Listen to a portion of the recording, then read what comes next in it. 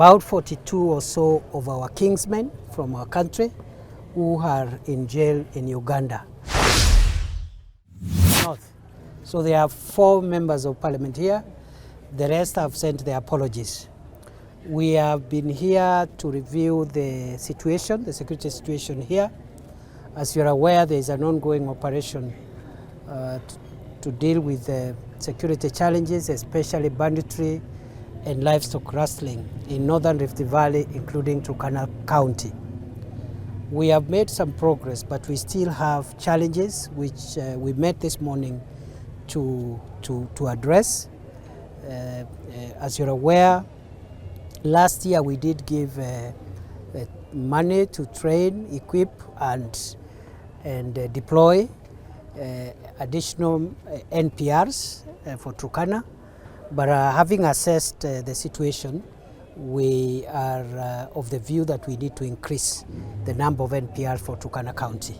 And therefore, I have asked the security team to work with other stakeholders and ensure that we add the number of NPRs within Turkana County by 468, which will be spread across the areas where we still have problems. We still have problems in Turkana East, parts of Turkana South, Loima, and also in our border with South Sudan, the Nadapa area, and also in the north. We still have issues, a little different in Kibish area and Todonyang. So we will make that intervention. Secondly, we are also going to increase the number of administrative units so that we can have government security enforcement infrastructure closer to the people. I have asked the county security team again to supervise a public participation exercise and generate proper minutes, working together with the political leaders so that we can have more units for this area. Number 3, there are some administrative units which were gazetted but are not yet operational. We already operationalized Lokichogio sub-county, and now we are finalizing the operationalization of Suguta, Aro, and Okiriama, and I'll be back hopefully in the next 1-2 weeks to make sure that we start the process of operationalizing the remaining sub-counties, and we are going to agree with the political leaders how to go about that, including where there is no infrastructure. We want CDF to support us to finalize the infrastructure for the offices for our officers so that to enhance the situation here. As I have said, there have been some progress, but still we are experiencing challenges. In the last 6 months, 6,800 livestock has been stolen from Turkana County by criminals who are suspected to be coming from neighboring county. And out of the 6,800, we have recovered 5,600, 1,200 livestock, heads of cattle and camels are outstanding.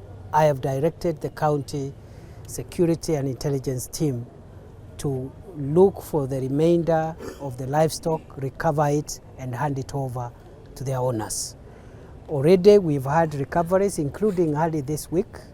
I think 1-2 months ago, we even recovered a huge number, 2,000 of the goats and sheep, which were handed over to their owners. But still, we want 100% recovery. The key solution to this problem will be the complete suppression of banditry. As you're aware, our officers are doing their best, and the government is supporting them by modernizing their equipment because we do not want to have casualties among law enforcement officers.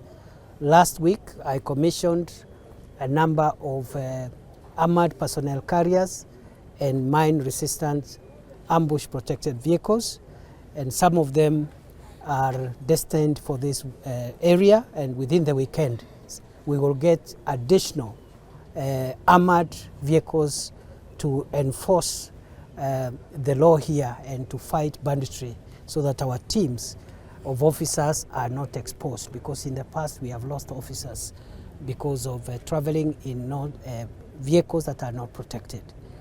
Last night we had an incident in Lokori. Our teams in the sub-county, with the support from the neighboring sub-counties, are leading an operation for recovery of that livestock.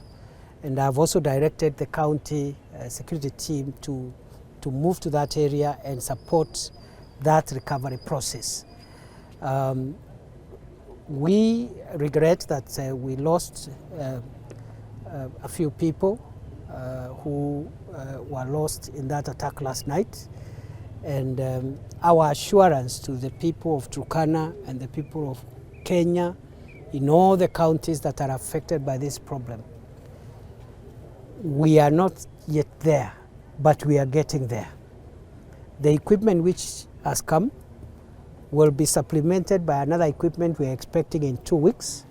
And that equipment includes air assets, which will coordinate with the ground teams. And these air assets are armored, so they are able to carry out kinetic operations from the air. And that is the only language that bandits and livestock thieves understand. So that we have a coordinated approach and air-to-ground communication between the teams that are working on recovering livestock and preventing livestock theft on the ground with air teams. So in a short while, this picture and this scenario is going to change drastically. I just want to request for a little more patience as all of us struggle, because we are all partners. Our security agencies are partners in this effort. Political leaders who have really done a big role in supporting this operation against crime are also important stakeholders, and that's why we took time to consult with them this morning. So we came here to agree together as security people with our political leaders and other stakeholders on how we firm up and seal the gaps, the remaining gaps, so that we can control this problem and eradicate it from our country once and for all. The highway between here and Kitale initially was a bit volatile and dangerous. We've now been able to stabilize the highway, and then we have some issues between ourselves and our neighboring country of Uganda. We have some issues, cross-border security issues between ourselves and our brothers in Southern Sudan. We are engaged at diplomatic and state-to-state level to resolve those issues, including about 42 or so of our kingsmen from our country who are in jail in Uganda.